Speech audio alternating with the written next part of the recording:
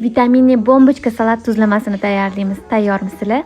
Bizga kerak bo'ladi qizil karom va qizil, yashil, sariq bolgarskiy, chesnok, ko'katlar, xohishga ko'ra hammasini somoncha qilib to'g'rab olamiz va tuz bilan marinovat qilamiz. Yaxshilab aralashtirib, salatimizni suvlari chiqquncha biz karomimizni qaynab turgan suvga bitta solib olamiz. Lekin pishirib olishimiz kerak emas, qizlar. Karom sal yumshasa yetadi. Karomi barglarining ichiga salatimizni suvini siqib turib solib, xuddi do'lma shaklida o'rab olamiz. Chiroyli qilib, xolasili kichikroq, xolasili kattaroq qilib press qilib o'rab olamiz va bankalarimizni sterilizatsiya qilingan bankalarning ichiga terib olamiz. Xolasili kattaroq konteynerga solsanglar ham bo'ladi. Lavr bargi, murch va tuz solib, salatdan chiqqan suvni solamiz, olma sirkasi solamiz va qaynab sovitilgan suv solib, qopqog'ini yopib, xona haroratiga 4 kunga olib qo'yamiz. Orada gazini chiqarib, qopqog'ini ochib turamiz.